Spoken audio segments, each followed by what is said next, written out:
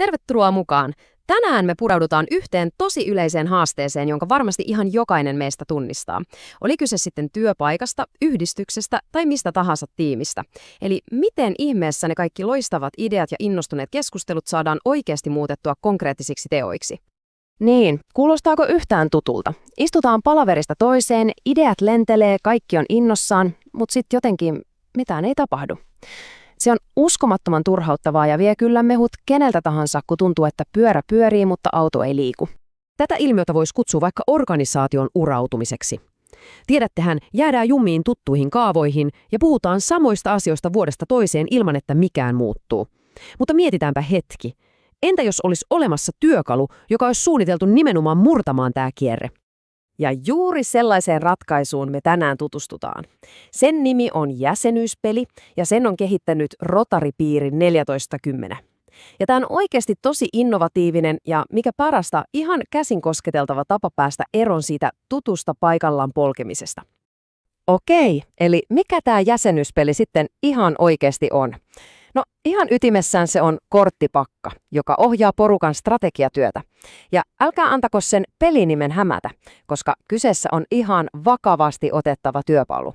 Se tuo kaivattua rakennetta ja fokusta yhteiseen suunnitteluun. Peliä ei kehitetty tyhjästä, vaan se luotiin ratkaisemaan 3 todella keskeistä haastetta. Ensinnäkin, miten saada lisää jäseniä, mutta fiksusti ja tavoitteellisesti. Toiseksi, miten puhaltaa vähän uutta eloa ja virtaa olemassa olevaan toimintaan. Ja kolmanneksi, ehkä jopa se tärkein, miten varmistaa, että nykyiset jäsenet viihtyy ja kokee sen homman aidosti merkitykselliseksi. No miten tämä sitten käytännössä toimii? Ihan simppelisti. Pelin ytimessä on värikoodatut kortit. Keltaiset kortit on niitä suuria tavoitteita. Ne kertoo, mihin ollaan menossa. Sitten on sinisiä kortteja, jotka on niitä konkreettisia toimenpiteitä, eli miten sinne päästään. Ja sitten, ja nämä on mun suosikkeja, on mustat kortit.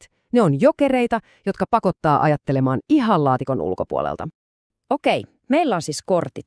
Seuraavaksi katsotaan, miten niillä pelataan ja miten näistä osista syntyy toimiva prosessi. Ja tässä se juttu piileekin. Säännöt on naurettavan yksinkertaiset ja juuri siksi tämä toimii. Pelin kulku on nerokkaan simppeli. Homma menee näin. Ensin koko porukka valitsee vain ja ainoastaan yhden keltaisen tavoitekortin. Ja tämä on ihan kriittistä. Se pakottaa kaikki keskittymään yhteen asiaan kerrallaan. Sen jälkeen valitaan 2-3 sinistä toimenpidettä, jotka tukee just tätä valittua tavoitetta. Ja lopuksi mukaan otetaan 1 musta jokerikortti, joka on suunniteltu rikkomaan rutiineja ja tuomaan sekaan jotain ihan uutta. Ja tässä kohtaa se peli muuttuu ihan oikeaksi, vakavaksi suunnittelutyökaluksi. Nyt siirrytään kortteista ja ideoista sinne konkretiaan, eli aletaan tuottaa ihan oikeita, mitattavia tuloksia.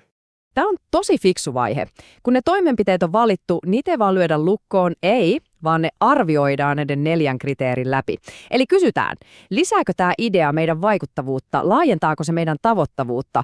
Tällä varmistetaan, että ne rajalliset resurssit, aika ja raha käytetään oikeasti niihin kaikkein parasiin juttuihin. Ja nyt tulee ehkä koko prosessin tärkein osa. Se, missä niin moni hyvä suunnitelma yleensä kaatuu. Eli kaikki sovitut asiat kirjataan ylös selkeään seurantalomakkeeseen. Jokaiselle tehtävälle nimetään vastuuhenkilö, sille annetaan deadline ja sen tilaa seurataan. Tämä on se työkalu, joka muuttaa hyvät aikomukset ihan oikeaksi vastuullisuudeksi. Eikä sen seurannankaan tarvitse olla mitään rakettitiedettä, päinvastoin. Tässä käytetään kaikille tuttua liikennevalomallia. Vihreä, keltainen, punainen.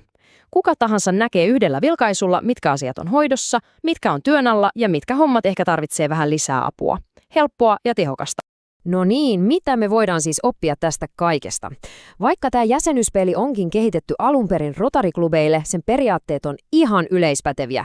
Ne toimii missä tahansa tiimissä tai organisaatiossa, joka haluaa saada asioita aikaan. Tässä on lainaus suoraan pelin säännöistä. Ja tämä kiteyttää oikeastaan kaiken.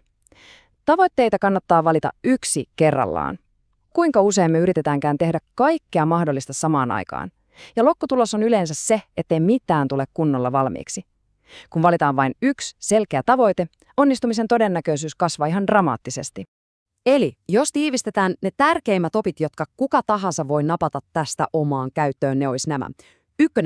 Tee suunnittelusta peli, se vapauttaa luovuutta ja sitouttaa ihmisiä. 2. Pakota itsenne keskittymään. Vain yksi tavoite kerrallaan. 3. Haasta ne vanhat rutiinit, heitä sekaan niitä jokereita. Ja 4. ja kaikkein tärkein, yksikään idea ei ole minkään arvoinen ilman selkeää suunnitelmaa, vastuuta ja seurantaa. Ja mä haluan jättää sut pohtimaan tätä kysymystä. Jos sun pitäisi valita juuri nyt vain ja ainoastaan yksi asia, yksi tavoite, joka veisi sun tiimiä tai organisaatiota eniten eteenpäin, mikä se olisi?